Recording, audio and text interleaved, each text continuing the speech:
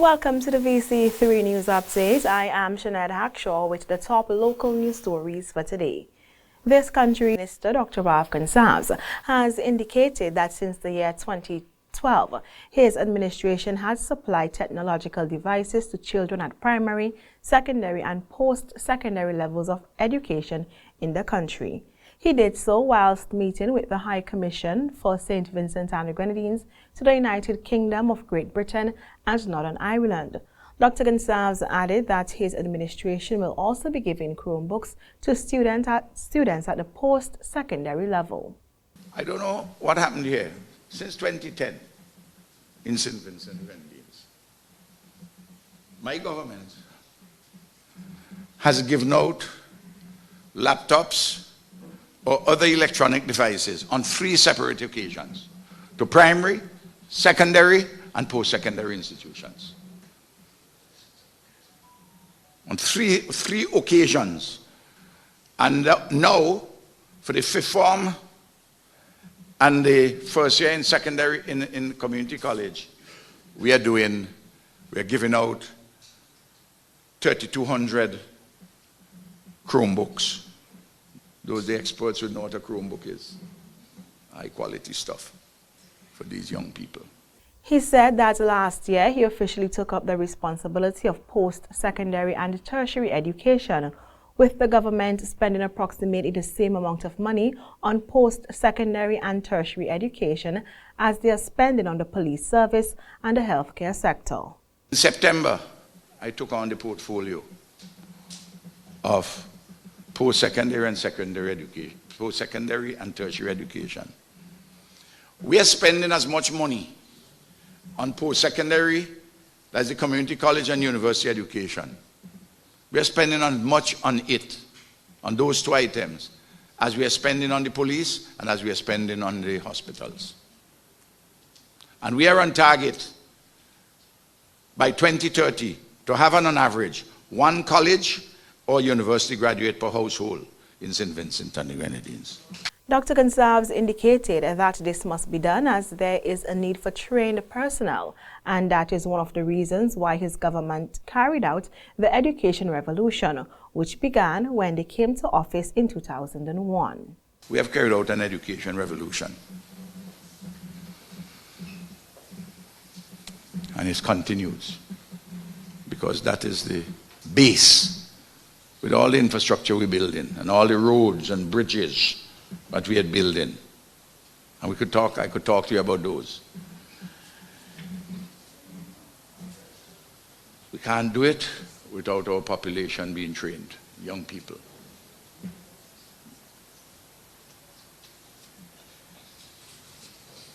It's not a matter just of passion, it's one of commitment. If it were not for education, I wouldn't be where I am. And it has to be open for everybody. The purpose of the High Commission is to facilitate and implement the foreign trade policies of St. Vincent and the Grenadines through the provision of consular representation, support for Vincentian exports, encouragement of foreign investment, and the expansion of diplomatic relations, while maintaining and strengthening relationships with traditional allies. St. Vincent and the Grenadines this morning held a ceremony to open the 2023 biennial consultation for heads of missions and consulates.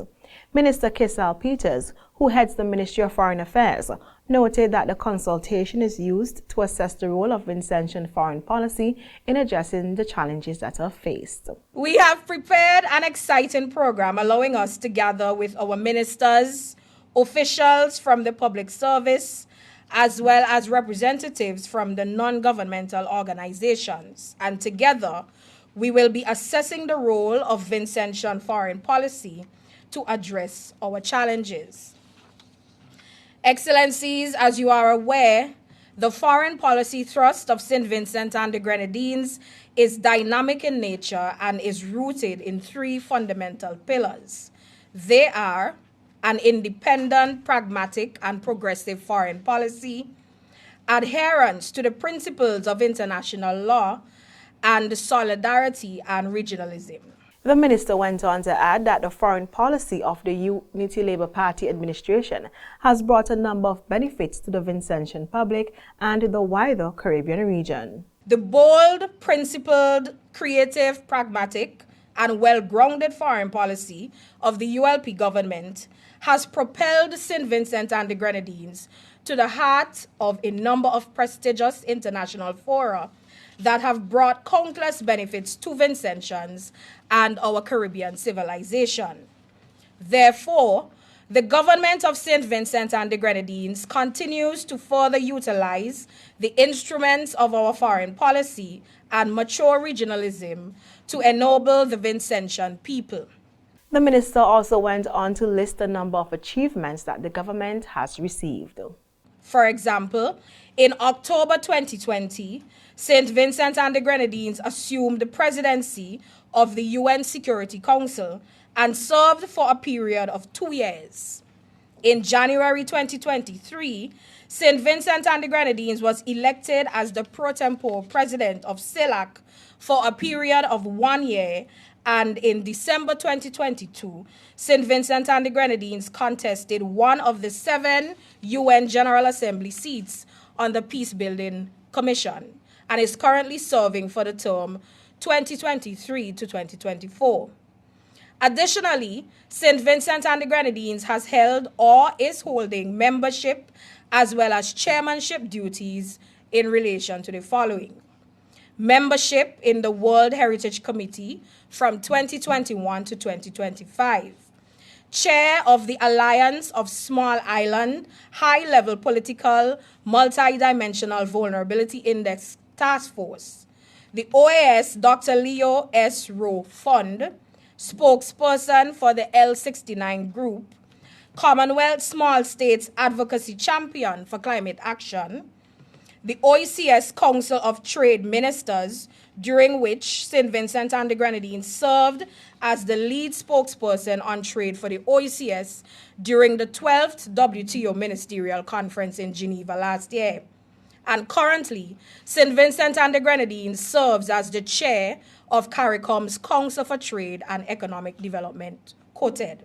Still in our local news stories, a number of outreach initiatives will be launched by the St. Vincent and the Grenadines Ministry of Tourism, Civil Aviation, Sustainable Development and Culture. These initiatives will work to increase community awareness of the tourist and hospitality industry's transition, while giving stakeholders a place to debate issues pertaining to the growth of the tourism industry. The following are the primary goals of the 2023 National Community Tourism Consultation: to sensitize the communities throughout SVG about the transformations taking place in tourism and hospitality, to highlight the roles, benefits, and importance of the communities in the overall transformation of the tourism industry, to strengthen partnership within the communities, to provide support to community tourism groups, and to ascertain the needs of the communities as it relates to tourism development. The first 2023 National Community Tourism Consultation will be held on July 17 at the Kingston Methodist Church Hall. And finally, in our local news stories, Dr. Gonçalves delivered the feature address at the new Global Financing Pact, which recently concluded in France. The summit is likened to other international gatherings, namely the Climate Conference of Parties, COP, and the G7 and G20 meetings, which are held by the 7 and the 20 most advanced economies globally. The new Global Financing Pact saw a number of world leaders, international institutions such as the World Bank, and non-governmental organizations meet in order to discuss and establish policies that can change international financing. 1,500 participants were in attendance, which included 40 heads of states. Those are our local news stories. Continue watching the VC3 News Update and on Channel 114 for regional and international news, to be followed by the VC3 Sports Update with Chilison Anton.